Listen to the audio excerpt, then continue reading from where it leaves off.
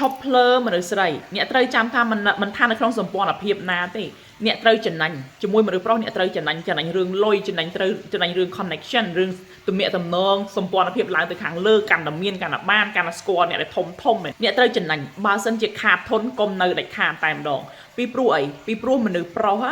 គិតរឿងចំណាញ់រហូតនៅជាមួយអ្នកចំណេញបានគេនៅថ្ងៃដែលមនុស្សប្រុសចាក់ចេញពីអ្នកគឺថ្ងៃដែលគេលែងចំណេញចំពោះអ្នកលែងមានផលចំណេញពីអ្នកទេហើយទៅគេទៅមែននេះអានឹងគឺមនុស្សប្រុសអ្នកគូចង់ប្រាប់អ្នកមនុស្សប្រុសមានស្រឡាញ់ឬស្រីទេគេនៅរសះចំណេញព្រោះមនុស្សប្រុសវាប្រើខួរក្បាលតកានេះណាអញ្ចឹងនៅពេលដែលគេនៅជាមួយអ្នកគឺចំណេញរឿងអីពេលវាមិនទាន់មានលុយគឺចំណេញរឿងការដាំបាយស្លយនឹងមានប្រពន្ធមានមនុស្សស្រីដាំបាយស៊ីមែនទេរ៉ៃបោះផ្ទះលាងចានគឺអ្នកដាំបាយស៊ី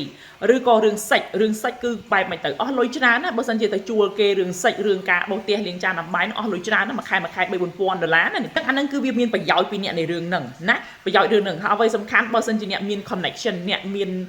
មានទំនាក់ទំនងឬក៏អ្នកមានមិត្តភ័ក្តិដែលមានខាងលើមនុស្សប្រុសដែលចូលមកក្នុងជីវិតរបស់អ្នកគឺគេយក connection ហ្នឹងទៅរកស៊ីទៀតនៅថ្ងៃណាមួយដែលគេឡើងទៅខាងលើគេយក connection របស់អ្នកអស់ហើយគេមានលុយគេទៅដល់គោលដៅអ្នកគ្រូប្រាប់អ្នកណា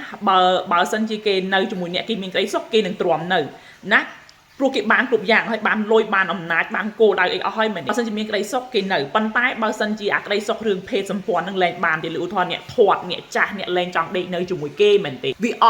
ត់មានប្រយោជន៍អីក្តីសុខក៏លែងមានរឿងសាច់ក៏លែងមានហើយរឿងសម្អាតផ្ទះក៏លែងត្រូវការព្រោះគេមានលុយគេនឹងទៅជួលអ្នកផ្សេងមែនហើយរឿងសាច់បើអ្នកចាស់អ្នកលែងចង់ដេកនៅវាអត់មានប្រយោជន៍អីទៀតគេអត់មានប្រយោជន៍អីទៀតហើយលើឧទាហរណ៍អ្នកចាស់ហើយអ្នកលែងចង់ដេកនៅមែនអ្នកឈឺចាប់អ្នកឈឺពេញរាងកាយ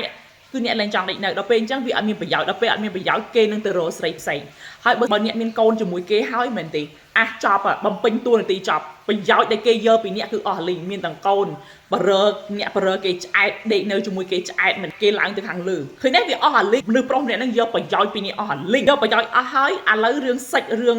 ការដេកនៅគឺគេលែងសុបាយគេជាមួយអ្នកទេគេលែងមានក្តីសុខក្នុងការដេកនៅជាមួយអ្នកព្រោះអ្នកចាស់អ្នកឈឺអ្នកមិនចង់ដេកនៅអញ្ចឹងវាអត់មានប្រយោជន៍អីចំពោះអ្នកទៀតមែនទេវាគេលែងយកប្រយោជន៍ពីអ្នកបានទៀតអញ្ចឹងហើយទៅពួកគេទៅរកស្រីផ្សេងទៅគេចាក់ចេញពីអ្នកគិតងាយមនុស្សប្រុសនៅកន្លែងណាមានប្រយោជន៍បានពួកគេនៅបើគ្មានប្រយោជន៍បើអស់ប្រយោជន៍ពួកគេទៅហើយពួកគេអត់នៅទេ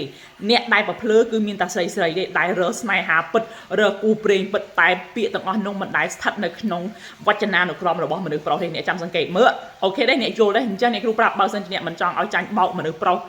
ដែលគ្មានគុណភាពមនុស្សប្រុសចោលមកសៀតមិនចង់ឲ្យចាញ់បោកមនុស្សប្រុសចោលមកសៀតហើយអ្នកចង់តាក់ទងចង់ជួបមនុស្សប្រុសដែលមានគុណភាពអ្នកគ្រូប្រាប់អ្នកណាខមមិនដាក់ថាគុណភាពអ្នកគ្រូនឹងផ្ញើវិធីធ្វើទៅឲ្យអ្នកនៅក្នុងឆាតតែម្ដងអូខេ